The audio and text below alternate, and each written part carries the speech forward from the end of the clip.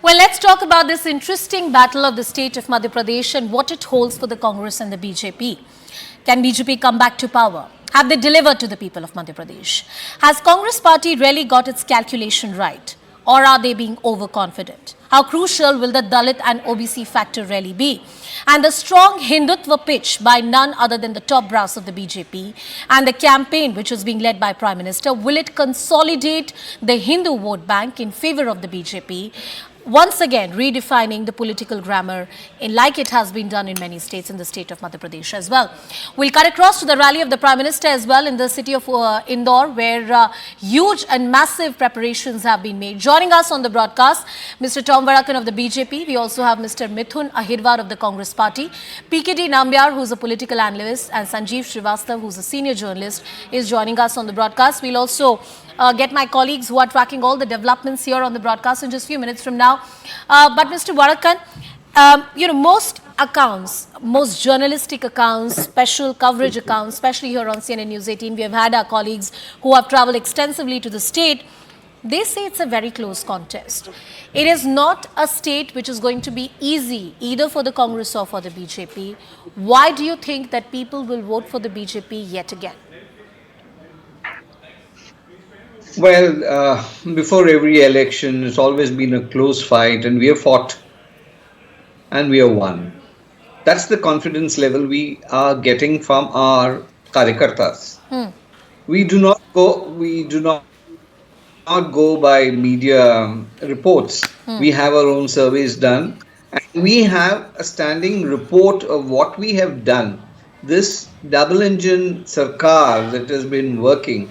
What people do not realize that a constituency across the country is developing, who are the beneficiaries. Now these beneficiaries cut across gender, it cuts across caste, it cuts across religion, and this constituency is always there with Modi ji wherever he goes. And what you're going to see now on television, you have not screened it yet, the kind of reception he gets because the service is done, and it's not just guarantees and promises which evaporate before boiling. We have seen Karnataka. You have seen other states where promises are made, guarantees are said, but nothing happens. You have a general secretary coming and making a speech saying GST is being charged on petroleum products. Now, the point is, you don't do your homework, you do not know the reality, what is happening in each state, and you fly in from Delhi, go to Bhopal, make other places, and make speeches which do not relate. So please do your homework, understand what is the ground reality. Elections are there for those who fight, and we are ready to fight, and we will win. Mr. Varakan, you talk about the delivery of promises that has been done, and of course there are various schemes of the central government that have been successful. My colleague Aman Sharma is also joining us on the broadcast. But before I go to Aman, I want to bring in Mr. Mithun Ahirwar also into the discussion.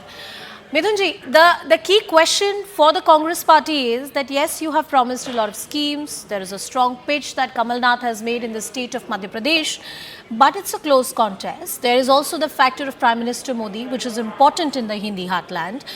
It is known that he can sway votes in one way or another, and mostly to the favor of the BJP. And the fact that he's campaigning aggressively in the last leg of the poll campaign could be a decisive one. Why do you think Congress would come back to power? I think it is a misconception that Modi ji can turn elections. If that was the case, BJP would have won 2018 also. But they lost badly because at that time they were relying on their promises about this double engine sarkar. And it is really very interesting when we hear people like Mr. Tom Varakan, who talks about promises and forgets the promise of 15 lakhs, forgets the promise of doubling the farmers' income in 2022, forgets the promise of making Bharat Vishwa Guru in 2020. Let's come to Madhya Pradesh. Modi ji is irrelevant in Madhya Pradesh. Not just the people of Madhya Pradesh are saying that, but also the BJP leaders by their actions are proving it. Modi ji, the last time he was in Madhya Pradesh, he said we have a standard price for petrol in all the states that the BJP rules. In Bhopal, it is 108, sir. Shivraj Singh ji ensures that whatever Modi ji says, he does the opposite. Yeah. Modi ji promised in 2020 farmers' income will be doubled. In Madhya Pradesh, he said that I'm yet to do it, and Shivraj Singh ji says we have already done that in Madhya Pradesh, though the national income is less than the national average for Madhya Pradesh in terms of agriculture income. When you talk about LPG cylinders being given for 450 rupees, when Shivraj Chauhan ji announces it for 450 rupees. Modi ji decreases another 300 rupees. Nobody gets it for 150 rupees. That's the kind of protest that these people have in Madhya Pradesh for Modi ji. Modi ji says that we do not believe in reverie culture. Shivraj Singh ji announces 1250 rupees for the million. I'm talking about a state which ranks in number one in malnutrition, which ranks number one in tribal atrocities, which ranks number one in Dalit atrocities, going by the per lakh population. We have a state which is in a critical state in terms of unemployment. We have about 4 million unemployed people registered here and unregistered 10 million people here. We talk about a state in which we all have seen Yes. yes. So I believe the larger question that you've raised here is of development. And I believe the Congress party, has all the right to say that as an opposition player. But I'm sure the BJP has its own side too. But Aman,